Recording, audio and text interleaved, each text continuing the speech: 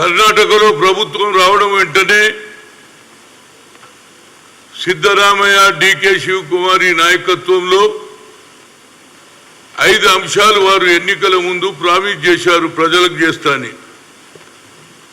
గృహజ్యోతి 200 యూనిట్లు below poverty ఉన్నటువంటి వారు జూలై 1 నుంచి స్టార్ట్ అవుతుంది. అదేవిధంగా అన్న భాగ్య 10 కేజీల బియ్యము ప్రతి ఒక్కరికి నెలకు ఇవ్వడం జరుగుతుంది. అదేవిధంగా యువనిధి 24 నెలలు డిగ్రీ చేసే వాళ్లకు 3000, డిప్లొమా చేసే వారికి 1500. అదేవిధంగా శక్తి ఫ్రీ బస్ ట్రావెల్ స్టేట్లో ఎక్కడ తిరిగినా ఫ్రీ మహిళలకు. అదేవిధంగా గృహలక్ష్మి మంత్లీ 2000 రూపాయలు ప్రతి ఆడపడుచుకు ఇవ్వడం జరుగుతుంది. అదేవిధంగా 5 అంశాలు అంటే కాంగ్రెస్ ప్రభుత్వాలు ఎక్కడ ఏర్పడినా సోనియా గాంధీ, రాహుల్ గాంధీ నాయకత్వంలో ఇచ్చిన మాట నిలబెట్టుకునే శక్తి కేవలం కాంగ్రెస్ పార్టీకే ఉన్నది. మేము గతంలో కేంద్రంలో మేము ప్రభుత్వం వచ్చిన వెంటనే 2 లక్షల రుణమాఫీ చేశాం. కానీ ఈ ప్రభుత్వం ఇంతవరకు రైతులను ఆదుకునేది లేదు. అదేవిధంగా రాష్ట్రంలో కేసీఆర్ చాలా మాటలు చెప్పాడు. 2 బెడ్రూమ్ అన్నాడు, ఇంటికో ఉద్యోగం అన్నాడు, 3 ఎకరాల భూమి అన్నాడు. ఎక్కడ కూడా ఇంతవరకు సాయం చేసింది లేదు. నిరుద్యోగ సమస్య అట్లనే ఉంది, ఇండ్లు అట్లనే ఉన్నాయి. హరిజన్ కూడా ముఖ్యమంత్రి అన్నాడు. ఇన్ని అబద్ధాలు చెప్పినటువంటి ఏకైక ముఖ్యమంత్రి అంటే అదే కాదు. అదేవిధంగా రైతులకు న్యాయం చేస్తా అన్నాడు. బీఆర్ఎస్ పార్టీ పెట్టి మహారాష్ట్రలో తిరుగుతూ ఇది రైతుల ప్రభుత్వం, ఇది రైతు రాజ్యం తెస్తా అన్నాడు. కానీ మన రాష్ట్రంలో ఏమైతుందా బాబు? ఖమ్మంలో మిర్చి రైతులు మాకు గిట్టుబాటు ధర దొరకలేదు, మాకు న్యాయం జరగాలని ధర్నా చేశారు. ఆ ధర్నాలో నేను కూడా పాల్గొన్నా. అందులో 10 మంది రైతులను అరెస్ట్ చేసి కోర్టుకు సంఖ్యలు చేశారు. ఇట్లా అన్నం పెట్టే రైతుకు సంఖ్యలు చేసింది ఎక్కడన్నా విన్నారా? అన్నం పెట్టే రైతు వాడు అన్నం ప్రొడ్యూస్ చేయకపోతే ఇవాళ మన కిందికి అన్నమో రామచంద్రాన్ని ప్రతి ఒక్కరు చచ్చిపోయే పరిస్థితి ఉండే. వాళ్ళకట్ల మోసం చేసినావు. అదేవిధంగా నిన్నగాక మొన్న 3RR ఏదైతే రాష్ట్రంలో 3R రోడ్లు చేయాలని ఆలోచన చేస్తే అక్కడ భువనగిరి రైతులకు మా భూమి తీసుకోవద్దు, మొదలు ఎక్కడైతే రాగిరి ఏరియాలో తీసుకున్నారో ఆ సర్వేలు అక్కడనే తీసుకోవాలంటే అక్కడ పెద్ద పెద్ద వెంచర్స్ కోటీశ్వర్లు భూములు కొనేసిర్రు. వాళ్ళ ఇండ్ల గురించి ఈనాడు వాళ్ళను పక్కకు జరిపేసి భువనగిరి ప్రాంతంలో తీసుకుంటే రైతులు ఏది గొడవ చేశారు. గొడవ ఏంది? శాసనసభ్యుడు అన్నాడు వచ్చి నేను తప్పనిసరిగా మీకు న్యాయం చేస్తా అన్నాడు. కలెక్టర్ ఆఫీసులో మీటింగ్ అయింది, అయినా అక్కడికి వస్తాడు రాలేదు. ఆ తర్వాత కలెక్టర్ మీటింగ్ ఖతం కాగానే ఇన్నోసెంట్ రైతులను తీసుకుపోయి జైల్లో పెట్టారు. నేను పోయి గొడవ చేసిన ఇంతవరకు వాళ్ళకు అది కూడా ఏది నాన్ బెయిలబుల్ కేసు. వాళ్ళు మర్డర్ చేసిండ్రా, లేకుంటే దొంగతనం చేసిండ్రా, లేకుంటే దేశానికి ఏదైతే అన్యాయం చేయాలని ఎక్స్ట్రీమిస్ట్ యాక్టివిటీ చేసిండ్రా, వాళ్లకు నాన్ బెయిలబుల్ పెట్టడం ఏందిరా బాబు? ఇవాళ కూడా రోడ్ల మీద జైళ్ళు ఉన్నారు, జనం రోడ్ల మీద ఉన్నారు. ఈయన రైతు రాజ్యం అంటాడు, అక్కడ పోయి రైతు రాజ్యమే నా ప్రేమ అంటాడు. మరి ఇక్కడున్న రైతులకు నువ్వు చేయవు. ఇక్కడ చచ్చిపోయినటువంటి రైతులు అన్నమో రామచంద్ర అంటే నువ్వు తీసుకుపోయి బీహార్లో పంజాబ్లో నువ్వు వాళ్ళకు డబ్బులు ఇచ్చేస్తావు. అదేవిధంగా నరేంద్ర మోడీ ఏమన్నాడు? సంవత్సరానికి 2 కోట్ల ఉద్యోగాలు అన్నాడు. ఇచ్చిండా? ఒక ఉద్యోగం ఇచ్చిండా? ఇయ్యలే. అంతేకాదు బ్లాక్ మనీ తెచ్చి ఏది విజయ్ మల్లయ్య, నీరవ్ మోడీ, అదే లలిత్ మోడీలను పట్టుకొస్తా అన్నాడు. ఇంతవరకు ఎవరిని పట్టుకురాలే. ఒక్కొక్కరి అకౌంట్లో 15 లక్షలు వేస్తానని వేసిండా? అది వేయలే.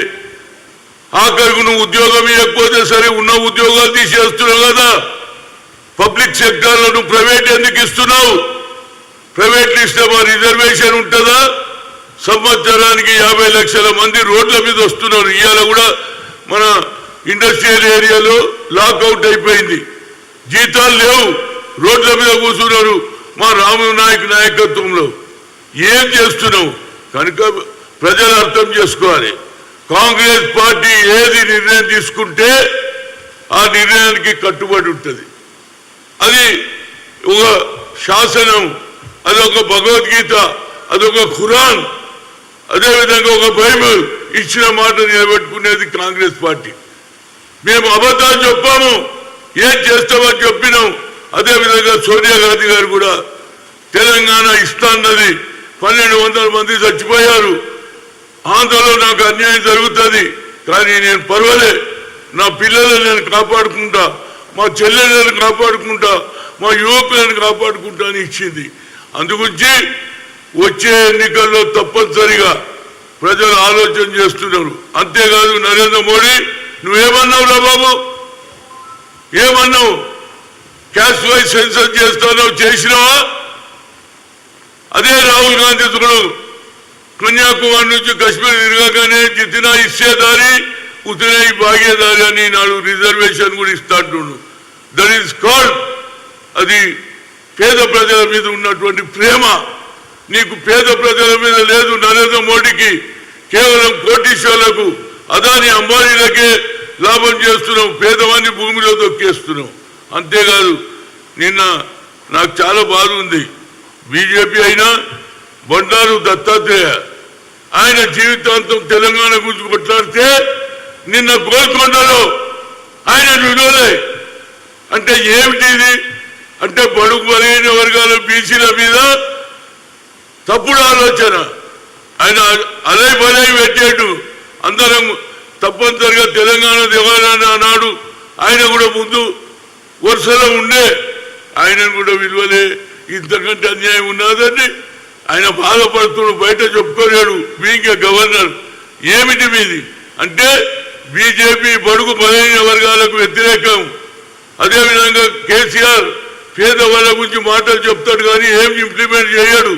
నిన్నటి వరకు దళిత బంధు అన్నాం, మేము ఎన్నో రోజుల నుంచి అడుగుతున్నాం. బీసీ బంధు అన్నాం, ఇచ్చినావా? ఇవాళ ఎన్నికల దగ్గరకు వస్తున్నాయి, ఇక నువ్వు బీసీ బంధు అంటున్నావు. ఎవరు నమ్మాలిరా బాబు నిన్ను? ఎవరు నమ్ముతాడు నిన్ను? ప్రజలకు అర్థమైంది. జీతాలకు లేవు పైసలు. రైతులకు ఈనాడు నువ్వు అన్నవా లేదా? 2 లక్షలు, 1 లక్షనే ఇచ్చినావు. అది కూడా ఎన్ని 3 సార్లు. అవి కేవలం ఇంట్రెస్ట్ అనే పోయింది. ఈ ప్రభుత్వం రెండింటికి వ్యతిరేకంగా కాంగ్రెస్ పార్టీ పవర్లు వస్తే మా రాహుల్ గాంధీ గారు చెప్పారు, వరంగల్లో మేము వచ్చిన వెంటనే 2 లక్షల రుణమాఫీ చేస్తామన్నాం. అదే యూత్ డిక్లరేషన్ చేసినాం. అదేవిధంగా నిరుద్యోగ వృద్ధి ఇస్తామన్నాం. చదువుకున్న విద్యార్థులకు సాయం చేస్తామన్నాం. మేము పెట్టినటువంటి ఫీజు రియంబర్స్మెంట్ కూడా నువ్వు తీసేసినావు. ఇవాళ ఇస్తలేవు. మా పిల్లలు ఇవాళ రోడ్ల మీద తిరుగుతున్నారు.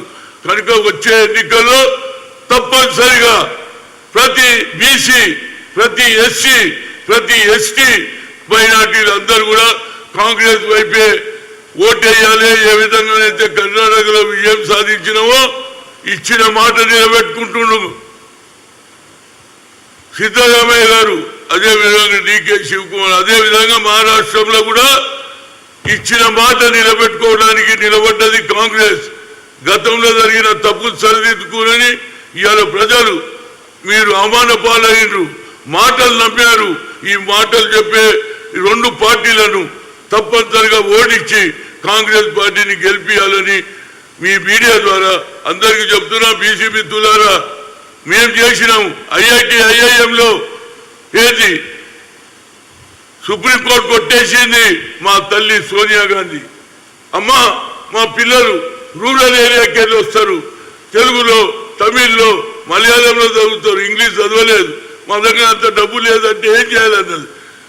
మీరు మన్మోహన్ సింగ్ గారు చెప్పండి, పార్లమెంట్ లో బిల్లు పెడితే యునానిమస్ గా పాస్ అయింది. దానికి లల్లూ ప్రసాద్ యాదవ్ అందరు సపోర్ట్ చేశారు, రాజా సపోర్ట్ చేశారు, సీతారాం యెచూరి సపోర్ట్ చేశారు, అన్ని పార్టీలు చేస్తే ఇవాళ మా పిల్లలు కొన్ని వేల సంఖ్యలో IIT all India institute of medical sciences లో చదువుతున్నారు. అది కాంగ్రెస్ ఆలోచన. మేము ఇచ్చిన భూములు కూడా ఏది అసైడ్ భూములు కూడా నువ్వు లాగేసుకుంటున్నావు, లక్షల ఎకరాలు ఇవాళ స్వాధీనం చేసుకుంటున్నావు. తప్పనిసరిగా మా ప్రభుత్వం వస్తే పేదవారి గురించి ఆలోచన చేస్తాం. కేవలం మాయ మాటలు చెప్పడం కాదు, మేము ఇచ్చింది ఏదైతే వాగ్దానం చేసింది తప్పనిసరిగా ఇంప్లిమెంట్ చేస్తాం. వచ్చే ఎన్నికల్లో 3-4 నెలల్లో వస్తాయి. తప్పనిసరిగా హస్తం గుర్తుకేసి సోనియా గాంధీ రుణం తీసుకోవాలి. సోనియా గాంధీ తెలంగాణ ఇవ్వకపోతే కేసీఆర్ నీ పరిస్థితి ఏంటి? ఒక్కరిమే ఉంటుంది. మేము పార్లమెంటులో మా మిత్రులు, అదేవిధంగా రాజ్యసభలో మేము అందరం కొట్లాడి తెలంగాణ ఇచ్చినాం. ఆమె నిన్న వచ్చింది. ఆమెకు దాంతో పాటు ఆమె ఇంకొక పని కూడా చేసింది. యాజ్ అ స్పీకర్ గా ఏం చేసింది? ఇంతకుముందు SC ST OBC social justice ఉండే దాన్ని పక్కకు తీసింది. ఓబీసీ పార్లమెంట్ కమిటీని సెపరేట్ చేశాం. అది అయినాక కూడా మేము అందులో క్రిమినల్ ఎత్తేయాలని యునానిమస్ నిర్ణయం తీసుకున్నాం. కానీ ఇవాళ కూడా కోల్డ్ స్టోరేజీలు ఉన్నది కనుక అక్కడ మీరా కుమారి గారు నిన్న వచ్చారు.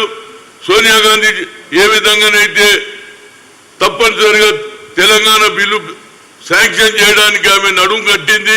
అదేవిధంగా బీసీలకు సెపరేట్ పార్లమెంట్ కమిటీ చేయడం వల్ల ఇవాళ మేము డబుల్ డిజిట్ కూడా దాటలేము. పేరుకు 1993లో మండల్ కమిషన్ వచ్చింది 27%, కానీ ఇవాళ దానికి 10% కూడా దాటలేము, డబుల్ డిజిట్. కనుక ఆమెకు నా ఉదయపూర్వక ధన్యవాదాలు. అందులో ముఖ్యంగా నాకు చాలా సంతోషం, ఆమె ఇన్ఛార్జ్ ఉండే నేను పిసిసి ప్రెసిడెంట్ ఉన్నప్పుడు ఆమె నిన్న రావడం మా అందరికీ సంతోషం. ఏదైనా వచ్చే ఎన్నికల్లో ప్రతి ఒక్కరు కూడా, ప్రతి కుల సోదరులు కూడా ఇవాళ కాంగ్రెస్ వైపే చూస్తున్నారు. కాంగ్రెస్ వాళ్ళ మెజార్టీ ఉన్నది, 54% ఉన్నాం మేము. మాకు సరి అయిన న్యాయం జరగాలి, దాని మీద కూడా మేము కొట్లాడతాం. అదేవిధంగా ఉదయగిరి డిక్లరేషన్ ఏమైంది? ఎవరు వచ్చినా జాయిన్ కావచ్చు, కానీ 5 ఏళ్ల వరకు పదవి రావద్దు. ఒరిజినల్ కాంగ్రెస్ వాళ్ళకే న్యాయం జరగాలనేది నా ఉద్దేశం. దాని గురించి మేము 54% ఉన్నాం. మేము ఏం అడుగుతున్నాం? కేవలం 40% అడుగుతున్నాం. న్యాయమైన కోరిక. దీని మీద కూడా పిఎస్సీలో మాట్లాడతా, అదేవిధంగా రాహుల్ గాంధీ దగ్గర కూడా మాట్లాడతా. ఎందుకంటే మీరే అన్నారు జితనా ఇచ్చేదారి ఇస్తే భాగ్యదారి అన్నారు, మా ప్రమోషన్లు ఇస్తా అన్నారు, మా రిజర్వేషన్ పెంచుతా అన్నారు. కాబట్టి బీసీలకు సరి అయిన న్యాయం జరగడానికి మేము పోరాడతాం. ఈ 2 పార్టీలు కూడా కేవలం మోసం, ప్రజలకు అబద్ధాలు చెప్పి పవర్లు వస్తారు, ఆ తర్వాత ప్రజలను మర్చిపోతారు. కనుక ఈసారి తప్పనిసరిగా కాంగ్రెస్ ఇక్కడ గెలుస్తుంది. యావత్ భారతదేశంలో కూడా రాహుల్ గాంధీ కన్యాకుమారి నుంచి కశ్మీర్ తిరిగిన తర్వాత ప్రజల్లో మార్పు వచ్చింది. దాంతోపాటు ప్రియాంక గారు కూడా రోడ్ షోలు చేస్తుంటే మహిళలు లక్షలాది మంది వస్తున్నారు. ఆమె కూడా ఇక్కడికి రావాలి, ఆమె కూడా రోడ్ షోలు చేస్తే దానివల్ల పార్టీలకు ఆమె she looks like grand mother, Indira Gandhi లాగానే కనిపిస్తుంది. అయ్యే మళ్ళీ ఇందిరమ్మ పుట్టిందా, ఇందిరమ్మ లెక్క అని ఆమె మన్వరాలను కూడా చూడడానికి వస్తారు. తప్పనిసరిగా నా వంతు ఈ 20 రోజుల వరకు ఎక్కడికి పిలిచినా అక్కడికి పోతా. కాంగ్రెస్ పార్టీ ఏం చేసింది, సోనియా గాంధీ ఏం చేసింది, కాంగ్రెస్ పార్టీ ఏం చేసింది, అదేవిధంగా మళ్ళీ పోతా నేను భువనగిరికి. ఆ పిల్లలను ఇడిచే వరకు ఏం చేసిందని నాన్ బెయిలబుల్ ఇస్తారు, మర్డర్ చేసిందా, అది వాళ్ళని కూడా ఇడిపించడానికి నా శాయశక్తుల కృషి చేస్తా చేస్తా చేస్తా. హాయ్ ఫ్రెండ్స్, మా టుడే టుమారో యూట్యూబ్ ఛానల్ చూస్తున్నందుకు చాలా థ్యాంక్స్. మరిన్ని లేటెస్ట్ వీడియోస్ కోసం వెంటనే సబ్స్క్రైబ్ చేయండి. అలాగే ఈ బెల్ ని కూడా రింగ్ చేసేయండి. మా నోటిఫికేషన్స్ అన్ని మీ మొబైల్లో వస్తాయి. అలాగే మా వీడియోస్ మీకు నచ్చితే లైక్ చేయండి, షేర్ చేయండి, నచ్చకపోతే కామెంట్ చేయండి.